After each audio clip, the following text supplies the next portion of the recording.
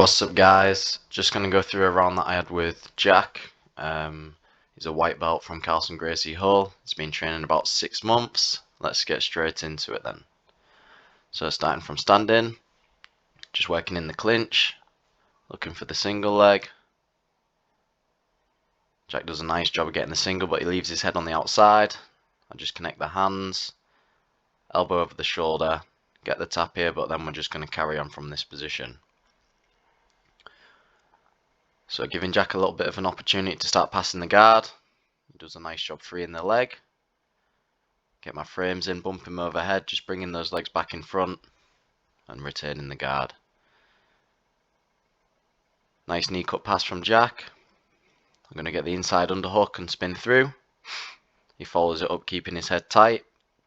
Just managed to get some distance. Going for the arm drag, pulling in the leg. Jack just running out the other side and turning his hips. He concedes the top position there. Looking to get on a leg. Got control of the hips.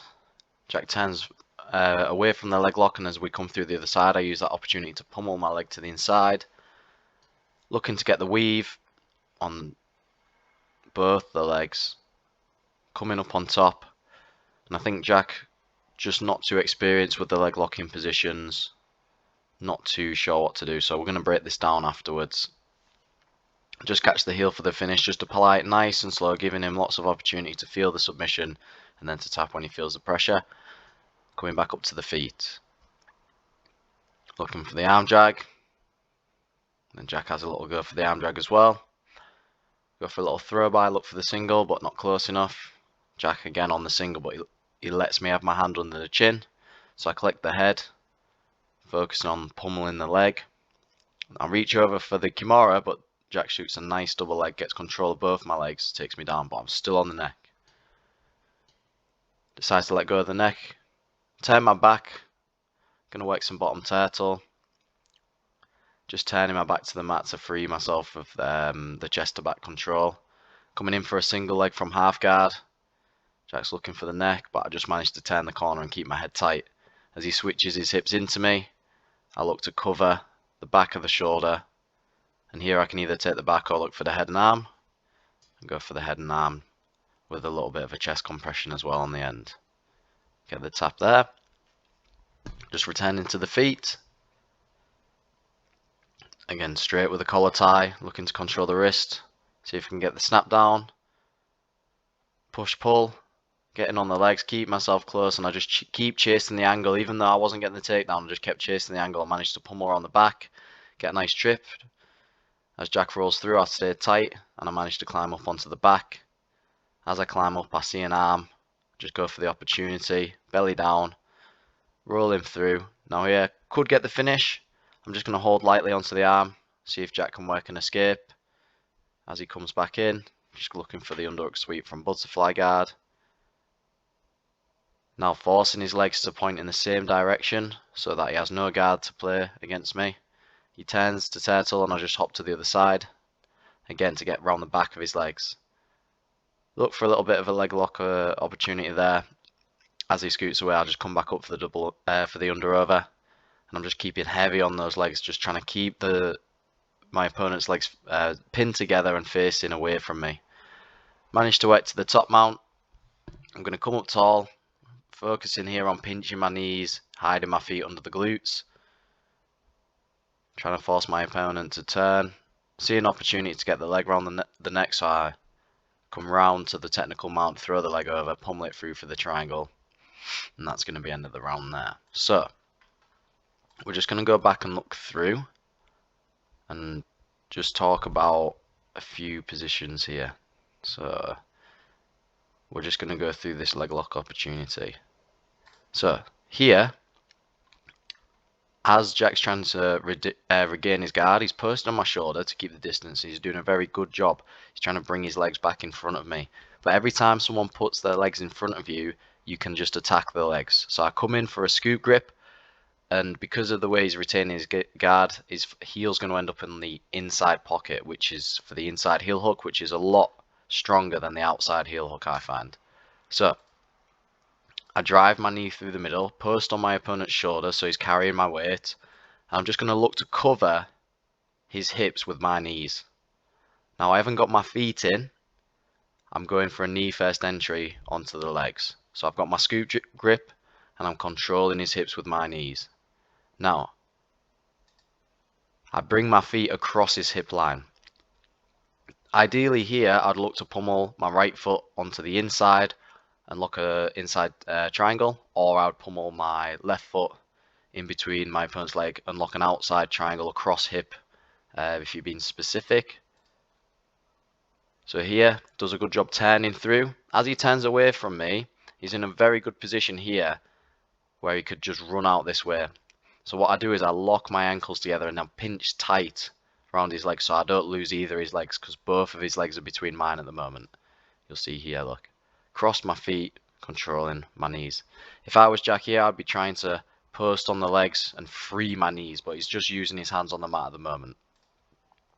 As we turn through, I use that opportunity to just pummel the leg to the inside. Still controlling the knee, and I'm controlling at the ankle. Now, if I was Jack here, I would be trying to point my toes, straighten this leg, and turn my knee towards the mat to try and make it very difficult for me to get hold of the heel. But I don't think he has a lot of experience with these positions. So as we can see, he's just sat using his hands on the mat for balance, and I'm kind of getting a good opportunity just to go on his legs and do whatever I want. So, strategy I've been using from here to get the heel hook, I've been looking for the far leg, so I control both the legs, bringing it in, and then coming into a weave on the double leg control. So I bring my elbow in tight, and I'm just going to get the secondary leg under my armpit, so my arm goes over the top and then under the primary leg. Once I've got this position, I've got one leg on the inside, and I've got one leg just down the hip. What I'm going to do now is I'm going to force myself to my knees. Puts quite a lot of pressure on your opponent's legs, so you can usually force them to turn with you.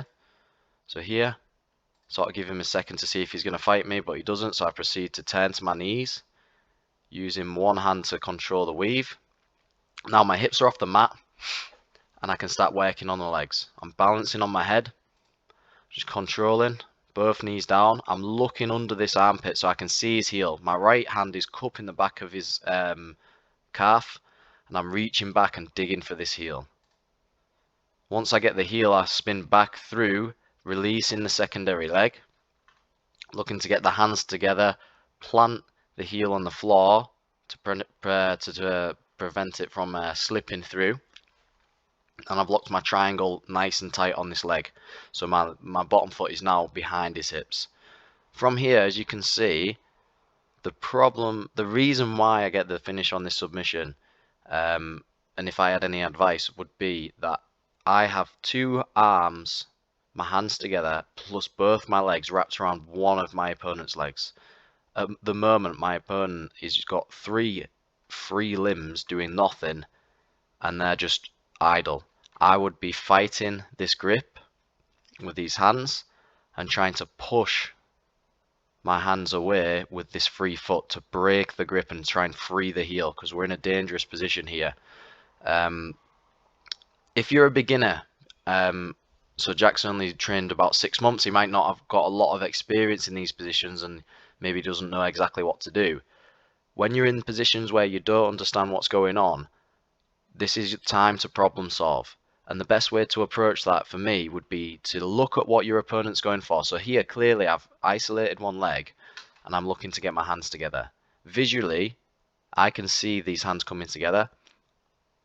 I would just try and control at least one of their limbs. So right now, I'd be looking to control this arm, because that's the last piece of the puzzle that they need. So let's resume. I keep my hips off the mat. Hang on. Pop the heel on the mat, opening into the side of the knee. Nice bridging mechanic. And then we release that pressure. So, one more time through from the beginning. Coming in here. Trying to retain guard. Covering the hips. Getting the feet across the hips as well. Locking so we don't lose the knee line. Rolling through, pummeling in. controlling the leg, going for the secondary leg, locking up the weave, coming to the knees to just get a better position to attack from, locking a tight triangle with my legs when I'm on top, looking under the armpit, digging for the heel, quickly coming back to the mat, giving my opponent an opportunity to try and defend, but he just lets me have it. Okay, so next we'll just have a look at something that was done well. So in the beginning half of the round, Jack goes for his single leg and I get the guillotine. This time I cover his head, start pummeling the leg to the outside. From here, I reach over because I see the Kimura.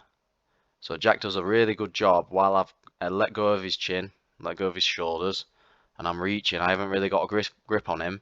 He's just going to wrap up the secondary leg and go for the double. Nice and quick. Here, he's got control of both my legs. He's driving into my center of mass at my hip line, and he's coming around the corner to take me down. Caught me off guard. My legs are close together, so he's going to get the takedown.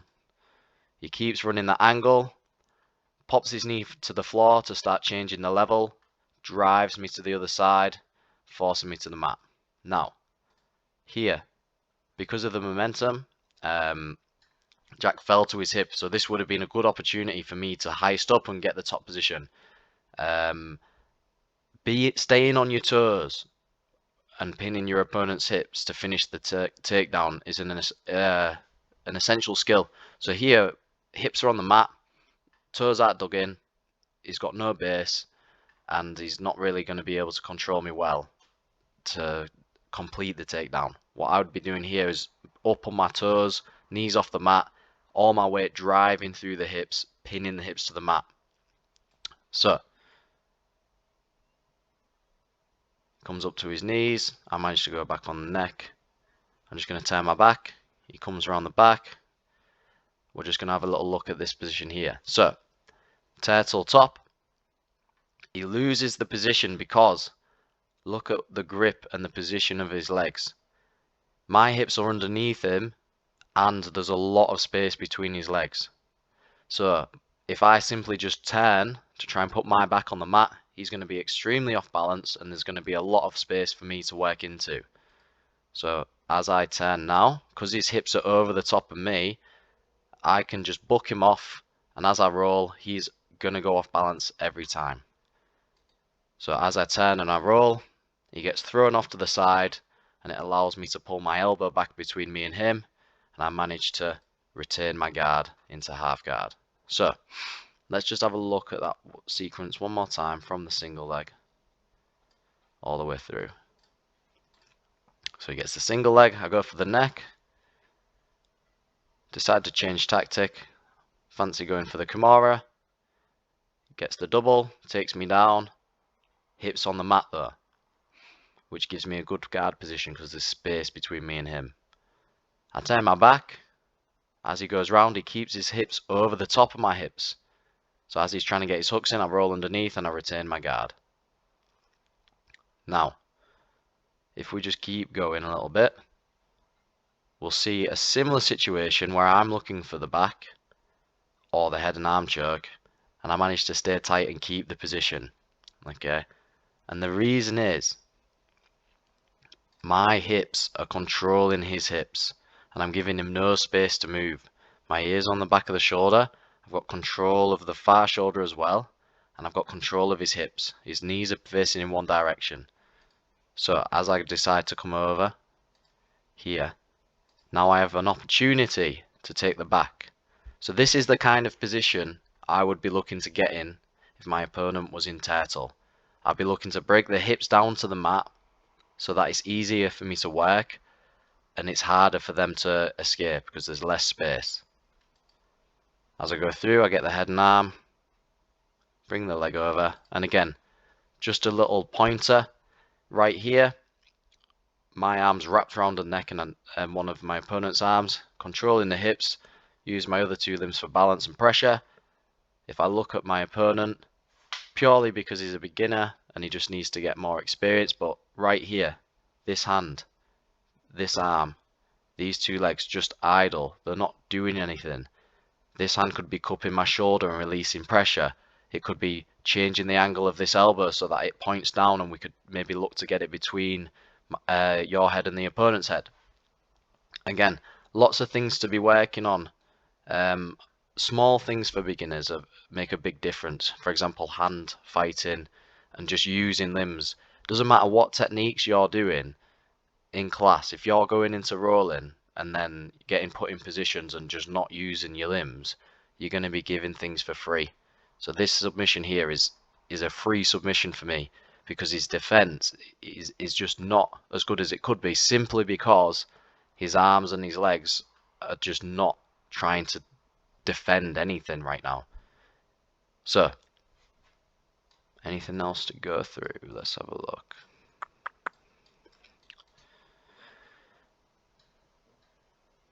Maybe just go through this leg work on the pass. There we go. So I get the sweep and I've got my elbow and my knee on the inside space. I'm going to drive my opponent's hips to the other side so that his knees are both facing one way. Now, he's got the ability to use this leg against me.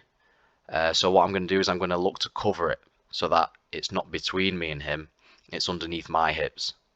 So I'm going to start stepping back, looking to get my leg over the top so that both my opponent's legs now are pointing away from me. As I step over, I'm just going to lock my ankles and sit heavy on these legs. Now, all I need to do now is climb up the body and make my way around the back. So I go for a grip around the neck.